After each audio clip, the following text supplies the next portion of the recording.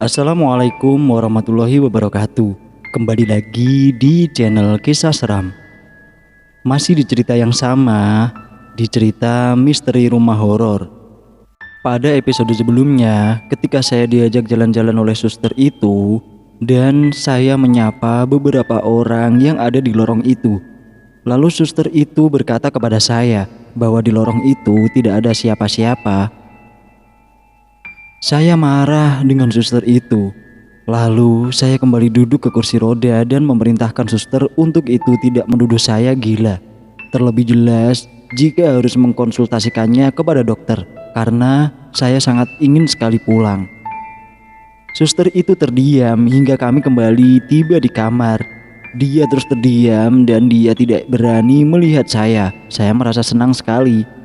Sesungguhnya saat itu hati kecil saya berbicara. Saya tidak seharusnya merasa senang dengan aksi dari jin itu. Hal itu akan membuatnya semakin kuat. Tapi apa daya, kekuatan hati kecil itu hanya sebatas bisikan halus yang hilang begitu saja. Akhirnya saya benar-benar hidup bersama jin itu. Saya sudah yakin bahwa saya bisa merasakan kehadirannya dan mendeskripsikan di mana dia berada. Saya tahu kapan saatnya dia marah dan saya tahu kapan saatnya dia ingin menyerang orang yang tidak dia sukai maupun orang yang tidak saya sukai. Cukup lama saya hidup seperti itu, kami seakan berkomplot. Saya terlarut dalam tipu dayanya. Saya mengandalkannya, saya berkomunikasi dengannya seperti saya dulu berkomunikasi dengan teman khayalan saya. Saya tidak pernah lagi bermimpi bertemu dengannya karena saya bisa langsung merasakan kehadirannya di sekitar saya. Semuanya terus berlangsung hingga akhirnya pertengahan tahun 2016. Saya tersadar bahwa saya sudah sangat jauh dari agama. Saya menyadari sesuatu, saya tidak suka pembicaraan dengan topik ketuhanan, agama, dan kebaikan. Saya lebih condong kepada hal-hal yang tidak benar. Semua itu saya sadari ketika saya terbesit untuk ingin mencicipi obat-obatan. Selama itu pula, ibu saya seringkali mengeluh bahwa saya terlihat berubah dan begitu pula dengan beberapa teman-teman saya. Mereka menyadari perubahan pada diri saya, terlebih teman-teman saya yang tahu apa yang saya lakukan di luar sana. Banyak dari mereka yang mengeluh hingga akhirnya suatu pagi saat saya terbesit ingin mencoba obat-obatan terlarang, ibu saya memanggil saya untuk sarapan. Saat sarapan itu, dia terus-terusan mengatakan kepada saya bahwa dia sangat mengharapkan saya. Harapannya hanyalah saya dan abang saya. Dia tidak ingin saya gagal. Dia selalu mendoakan saya. Saat itulah saya tersadar bahwa saya sudah berada di luar jalur yang seharusnya. Mendengar ibu saya mengucapkan harapan kepada saya merasa malu, saya merasa terhina, saya merasa gagal. Saya telah mengkhianatinya, saya telah membohonginya selama ini. Hari itu juga saya kembali menghubungi Pak Indra. Dia senang sekali saya menghubunginya. Saya menceritakan apa yang terjadi, termasuk rasa sesal yang begitu dalam di luar lubuk hati saya kepada ibu. Pak Indra menyarankan saya untuk meminta maaf kepadanya dan memohonlah pada ibu untuk mendoakan saya. Akhirnya saya menceritakan sedikit dari yang saya alami. Saya mengakuinya. Saya memberanikan diri untuk menceritakannya. Saya mengaku padanya bahwa saya merasa ada jin yang mengganggu saya. Hanya sampai di situ. Tidak semuanya yang saya ceritakan. Awalnya saya takut ditertawakan, tapi dia justru terlihat antusias dan serius menanggapinya. Ibu saya tidak menganggap saya aneh. Dia percaya dengan apa yang saya katakan. Dia langsung melontarkan doa-doa kepada saya saat itu juga, dan saya percaya doa ibu merupakan doa yang begitu kuat, terutama kepada anak-anaknya.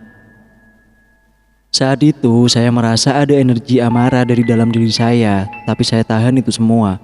Selesai ibu saya berdoa, saya meminta izin untuk naik ke lantai 2 untuk mandi. Saya meninggalkannya sendiri di bawah. Setibanya di kamar mandi, saya menyalakan shower dan saya meluapkan semua amarah. Saya memukul-mukul dinding seperti orang gila. Saya pergi ke cermin dan marah-marah sendiri kepada diri saya sendiri. Saya tidak dapat mengontrol amarah itu.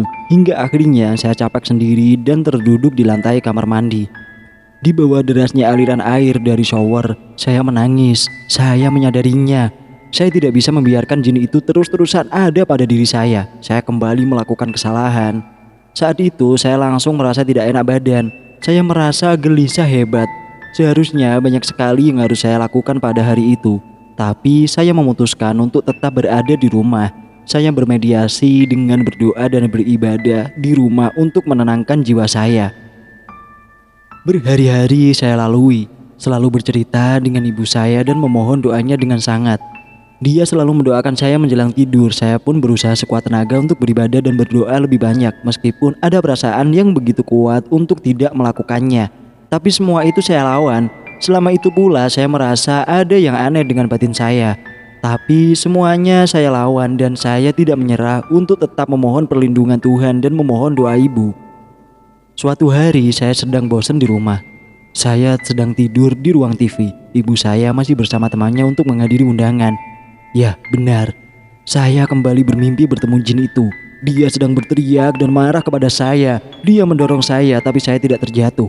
Saya justru mendorongnya kembali dan jin itu terjatuh. Untuk pertama kalinya, jin itu terlihat lemah di dalam mimpi saya.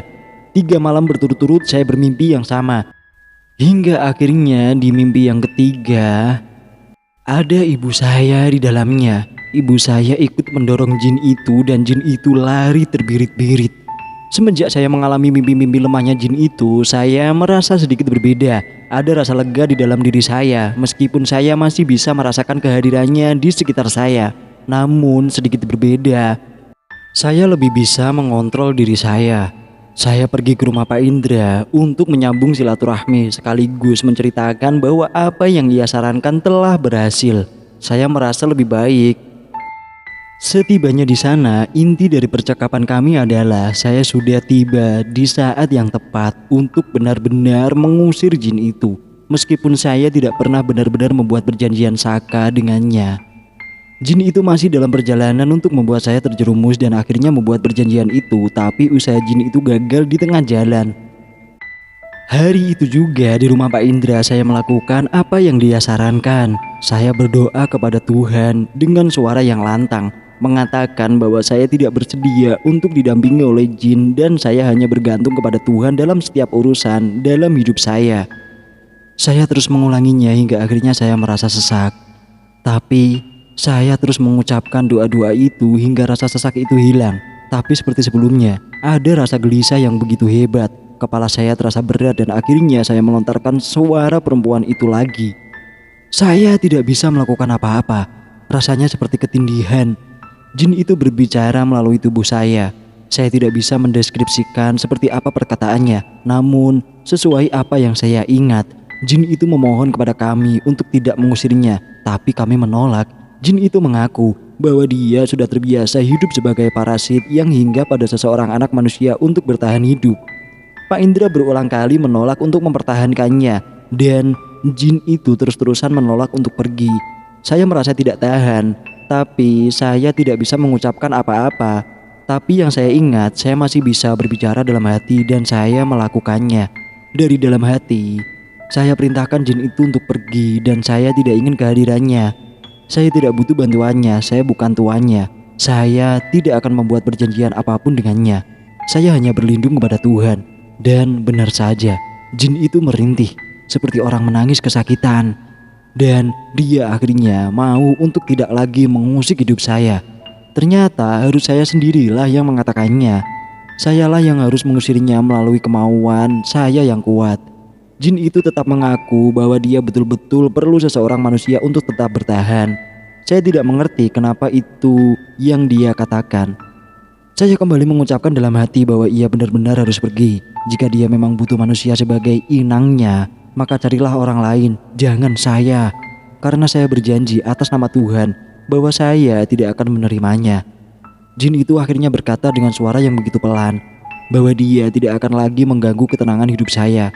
Suaranya merintih dan terbata-bata, tapi selama dia belum mendapatkan inangnya, dia akan terus menumpang di sekitar saya, berada di sekitar saya. Tapi dia tidak akan mengganggu saya. Dia juga mengaku bahwa dia sudah tidak sanggup lagi untuk hinggap pada saya.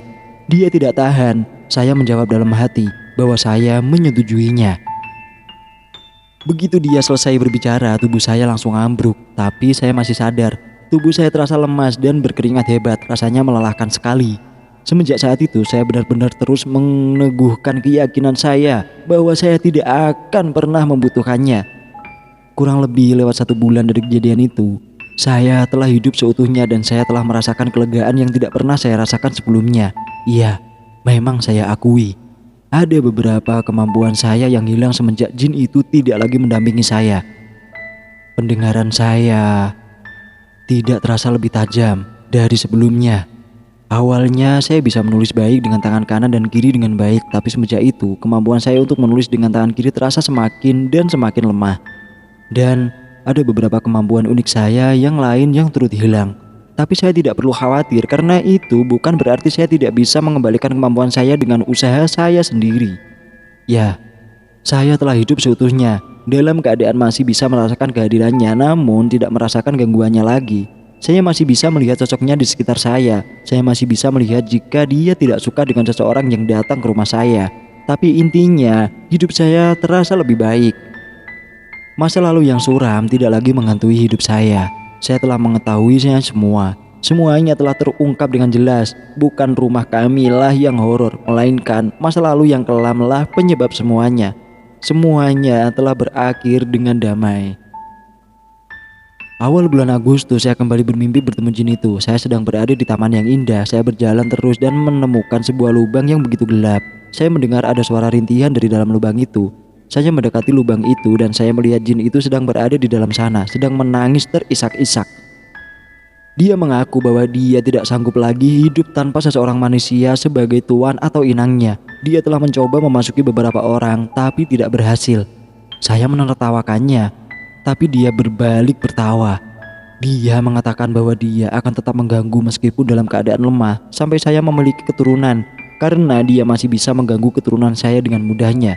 Saya menghindar darinya dan berteriak padanya agar tidak mengganggu keturunan saya nantinya. Dia tertawa lagi dan dia keluar dari lubang itu. Dia mendekati saya dan dia memohon sesuatu.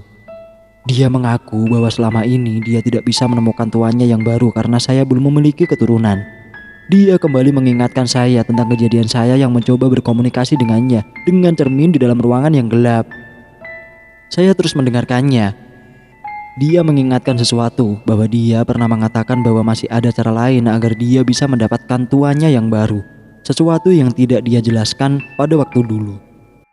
Saya berteriak kepadanya untuk tidak mengganggu keturunan saya berkali-kali hingga akhirnya dia semakin mendekat kepada saya. Saya benar-benar ingin dia pergi selamanya, bukan hanya dari saya tapi juga dari keturunan saya. Dia kembali berbicara dengan halus. Dia mengatakan bahwa dia tidak akan mengganggu keturunan saya, tapi saya harus membantunya menemukan tuan yang tepat baginya. Saya menolaknya, namun konsekuensinya dia akan mengganggu keturunan saya nantinya dan akhirnya saya menyetujui untuk menolongnya. Setelah dia meyakinkan saya bahwa itu tak akan sulit, dia berbisik kepada saya ingat betul perkataannya. Aku tak akan mengganggu keturunanmu jika aku mendapat tuan yang agungku yang baru. Aku akan mendapatkan tuan agungku yang baru jika mereka tak mengenalku. Jika mereka mengenalku, aku akan dengan mudah memasuki mereka. Saya kembali bertanya apa maksudnya dan dia kembali menjawab, perkenalkanlah aku pada orang-orang, kenal maupun tidak kenal. Ceritakan pada mereka tentang aku, sampaikan pada mereka apa yang telah aku perbuat. Buat mereka takut, maka aku akan memilih salah satu di antara mereka untuk menjadi tuanku yang agung. Aku akan datang kepada mereka dan mengusik mereka seperti apa yang aku lakukan terhadapmu dulu. Saya terbangun dalam kondisi tersedak dan keringat dingin. Mimpi itu terus berlangsung selama 7 hari berturut-turut. Akhirnya saya melakukannya karena saya benar-benar tidak ingin dia kembali bangkit dan mengganggu keturunan saya. Menjelang pertengahan Agustus 2016, saya membuka sebuah forum di internet dan saya memulai mengenalkannya pada khayalak ramai melalui kisah cerita hidup saya yang terganggu. Hingga akhirnya akan ada orang yang mengenalnya dan jin itu akan memilih salah satu di antara mereka yang telah kenal dengannya melalui kisah itu, dan jin itu akan mendampinginya dan pergi selamanya dari kehidupan saya dan keturunan saya. Dia akan melakukan hal yang sama, mendatangi mereka, mengganggu mereka, mengusik mereka, dan akhirnya mereka mencari tahu. Dan di sanalah jin itu akan bersemayam. Tamat. Terima kasih sudah mengikuti cerita dari Misteri Rumah Horor. Kalau saya kutip dari cerita ini, bukan rumahnya yang horor, tapi kesalahan pada diri kita sendiri. Pada intinya, kita tidak boleh mempercayai hal-hal yang tidak jelas. Kita boleh mempercayai hal gaib, tapi inti dari cerita ini, kita tidak boleh takut terhadap dengan apa yang tidak kita ketahui secara pasti dan jelas. Kita harus bertawakal kepada Tuhan Sang Pencipta. Lawanlah rasa takut itu. Sekian dari saya. Assalamualaikum warahmatullahi wabarakatuh. Nantikan kisah-kisah selanjutnya di channel Kisah Seram. Assalamualaikum warahmatullahi wabarakatuh.